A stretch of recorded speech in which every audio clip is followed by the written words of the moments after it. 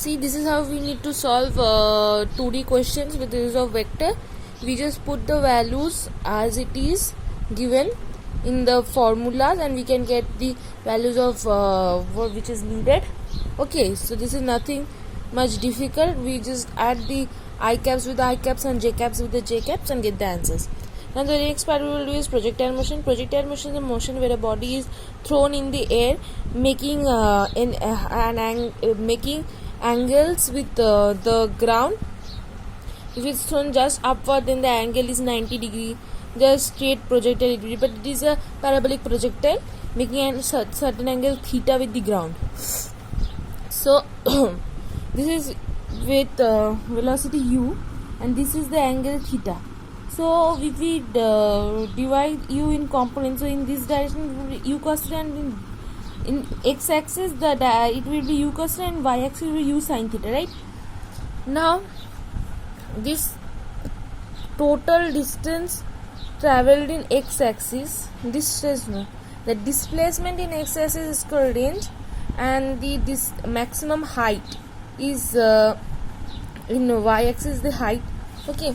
Now what is the formula of range? Range means in this side there is no acceleration, right? Acceleration in downward direction there is g. So in this side there is no acceleration. So in x-axis it's a uniform motion. So we can find range just by multiplying velocity with time. So we did that only. U cos t. T is the time of flight. The time required for the flight. The whole time it would have it would move in x-axis. So u cos theta. Now what is t? That we will get later. Just I wrote, but from a common sense we get r equal to u cos theta t. Right? Now we are deriving v square equal to u square plus 2a. This is the formula we know. Now we are deriving the h here. How to derive h? At this point. At this point the velocity. This is the equation for y component. Okay, this is the equation for y component. So at highest point the velocity in y component would be 0. For that reason it comes down in the next part, right? It goes up, then it comes down. At the highest point. So the highest point, the velocity component, the y-axis velocity in the y-axis would be 0. So final velocity is 0. But the initial velocity u sin theta here. So u square sin square theta, and we are writing minus g because this is taking to be negative direction, right? This is taking to be the negative direction, and g is in the downward direction. So minus 2gh. Then we rearrange and get u square sin square theta by 2g. This is the formula of maximum height. You must remember this. This is a very important formula. Derivation is not good, but this is the most important formula. Okay. Now we would derive the time of flight. We use the formula s is equal to ut plus half gt square. Time of flight is the time required for the ball to go from here to here. So it is of course dependent on the y-axis motion. It is not at all dependent on the x-axis motion, because x-axis motion is just u cos theta into t, and the t is dependent on the y-axis motion. The time required to go from here to here and then here to here, right? So is equal to ut plus half at square. Therefore h is equal to u sin theta t by 2. Why t by 2? The question is why t by 2? Because t is the time of flight, that is the time required for the ball to move from here to here.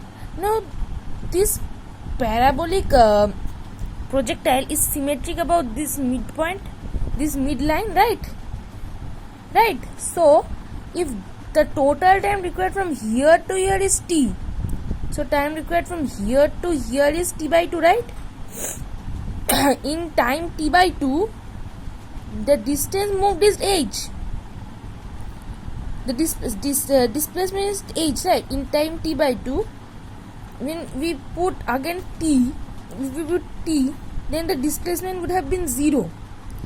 But in time t by 2, the displacement is h. For the displacement to be h, we need to divide the time by 2, the whole time of flight by 2.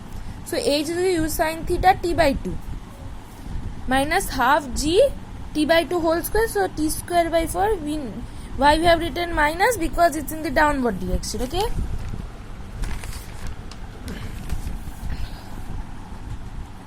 U sin square theta by 2g.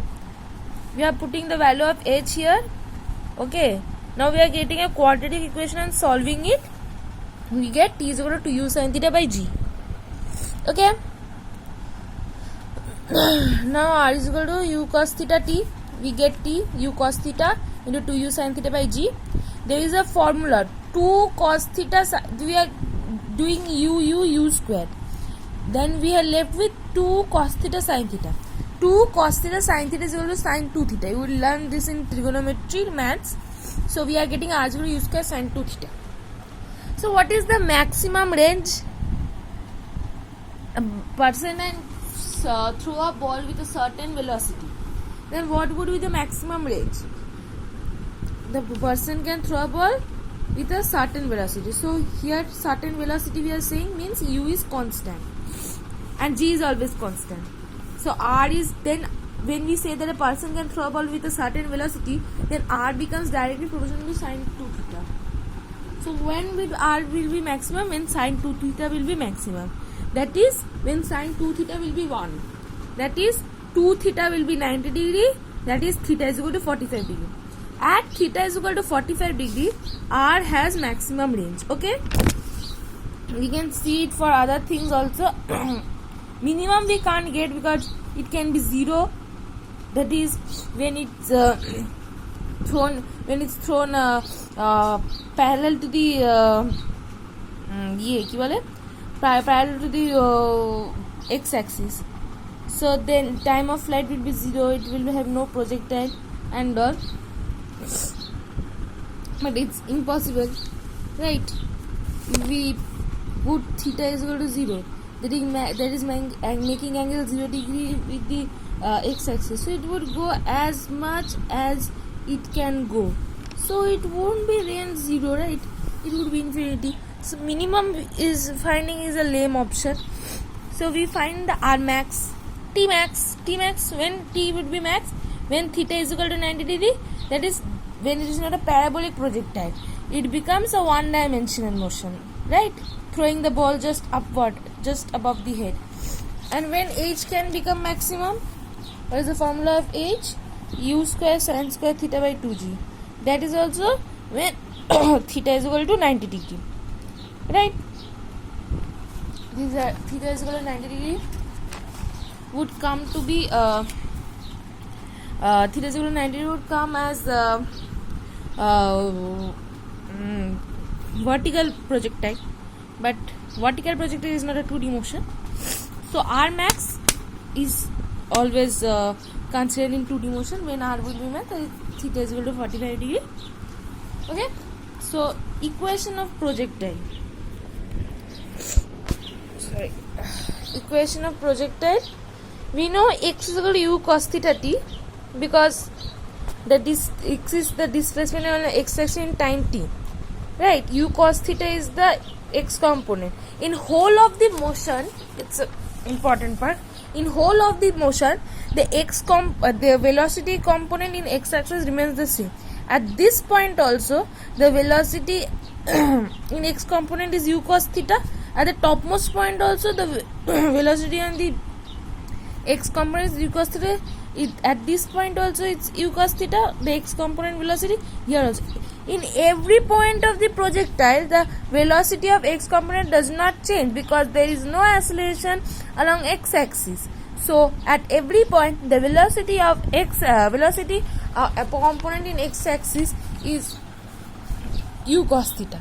So the displacement along x axis in time t is x equal to u cos theta t, and y is equal to u sin theta t minus half gt square. There is a displacement along y axis in time t. Now elimination of t method we will use. So t from this we are getting x by u cos theta and put the value of t here. So we get this equation. This is given in your book. Y is equal to x tan theta minus g x square by 2 u square cos square theta. This is a very important. Why this is important?